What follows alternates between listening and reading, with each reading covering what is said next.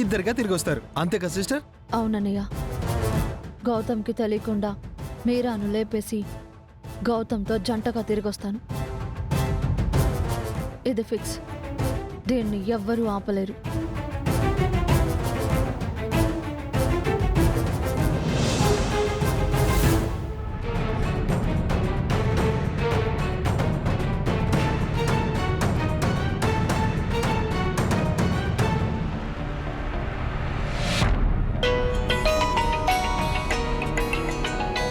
చెప్పరా. సత్య, గౌతమ్ వాళ్ళ ఇంటి మీద నిఘా వేసి ఉంచమని చెప్పావు కదా? అవును, ఇదేనా ఇన్ఫర్మేషన్ దొరికిందా? పెద్ద ఇంపార్టెంట్ న్యూసే దొరికిందిరా. ఏంటి అది? ఈరోజు గౌతమ్ ఆ నర్స్ మీరా కలిసి కారులో కాశ్మీర్కి వెళ్తున్నారంట. కార్లో కాశ్మీర్కా? అవునరా, ఎవరినో వెతుక్కుంటూ వెళ్ళాలంట, అందుకే కారులో వెళ్తున్నారు. నీకేమైనా ఉపయోగపడద్దేమోనని ఫోన్ చేశాను. చాలా థ్యాంక్స్ రా, మంచి విషయం చెప్పా. ఇక నేను చూసుకుంటాను. కాశ్మీర్ వెళ్తున్న గౌతమ్ గాడి కథ కంచికి చేరుస్తాను. వాడిని చంపి అన్నయ్యకి సర్ప్రైజ్ ఇస్తాను.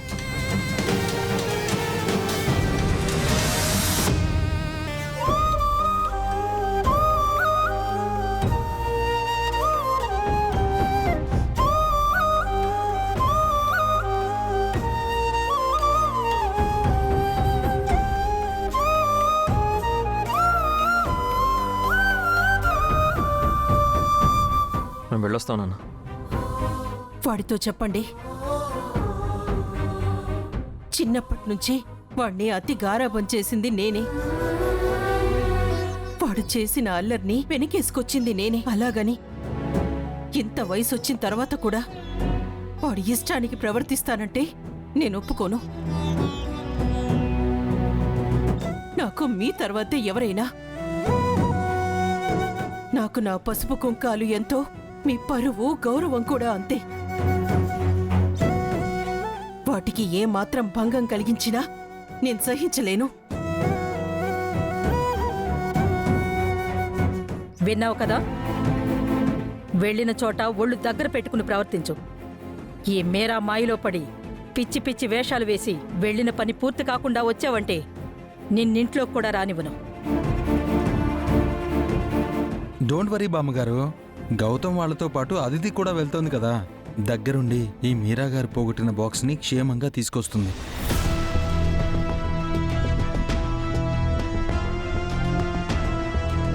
అవునానమ్మా, అసలు అదితి వెళ్తుంది ఎందుకు? వాడు ఏమాత్రం ఏమరపాటుగా ఉన్నా అదితి హెచ్చరిస్తుంది. అవును బామ్మగారు, గౌతమ్ని బాక్స్ని జాగ్రత్తగా తీసుకొచ్చే బాధ్యత నాది. మీరు ధైర్యంగా ఉండండి. మీరేం వరి అవ్వకండి ఆంటీ. ఆ బాక్స్ దొరికేసిందనుకోండి. అంకుల్, నాకు కూడా మీ పరువు గౌరవమే ముఖ్యం. వాటిని నిలబెట్టడానికి నేనెంత దూరమైనా వెళ్తాను. ఇప్పటి వరకు నువ్వేం చేసినా భరించాను, సహించాను. కానీ ఇది దేశ భద్రతకు సంబంధించిన విషయం.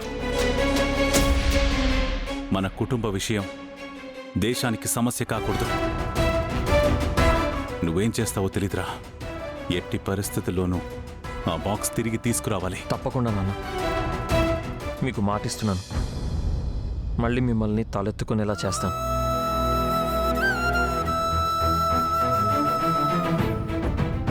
చిన్నప్పటి నుంచి నువ్వు నన్ను ఎంత గారాబం చేశావో, కానీ ఇప్పుడు మానసికంగా అంతకంటే ఎక్కువ దూరం చేసావు. ఏ తల్లి దగ్గర ఏ కొడుకు అనుభవించని శిక్ష అనుభవిస్తున్నాను. ఎప్పుడు నన్ను నోరారా గౌతమ్ అని పిలుస్తావా అని నీ పిలుపు కోసమే ఎదురు చూస్తున్నాను. నేను ప్రమాదంలోకి వెళ్తున్నానని నాకు తెలుసు. ఈ పోరాటంలో నేను విజయం సాధించాలని నన్ను ఆశీర్వదించండి. మీ దీవెనలే నాకు శ్రీరామ రక్ష.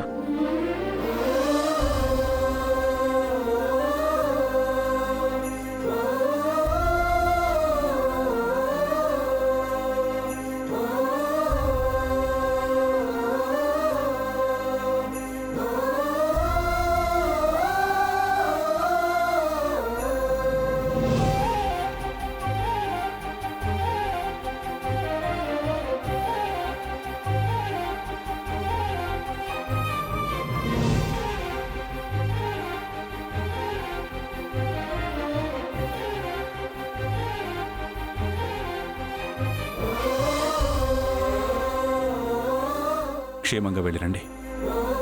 ఏదైనా అవసరం ఉంటే నాకు ఫోన్ చేయండి. గోవింద్ మీకు హెల్ప్ చేస్తాడు. బాబు జాగ్రత్త మేడం. వాడు నా ముని మనవడే. వాడి గురించి నువ్వు జాగ్రత్త చెప్పాల్సిన అవసరం లేదు. బయలుదేరు.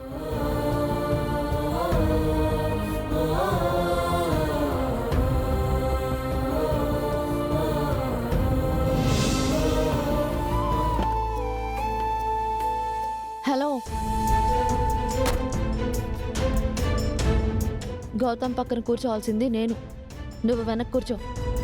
అదేంటి అదితి, నువ్వెప్పుడు బ్యాక్ సీట్లో కూర్చుంటావు కదా, ఇప్పుడేంటి కొత్తగా ఫ్రంట్ సీట్ అంటున్నావు? అది అహల్య ఉన్నప్పుడు, కానీ తన అహల్య కాదు కదా. అహల్య కాకపోయినా అహల్యలాగా ఉంది కదా. ఉంటే ఇప్పుడు కూడా నేను వెనక కూర్చోవాలా? నెవర్. నేను నీ పక్కనే కూర్చుంటాను.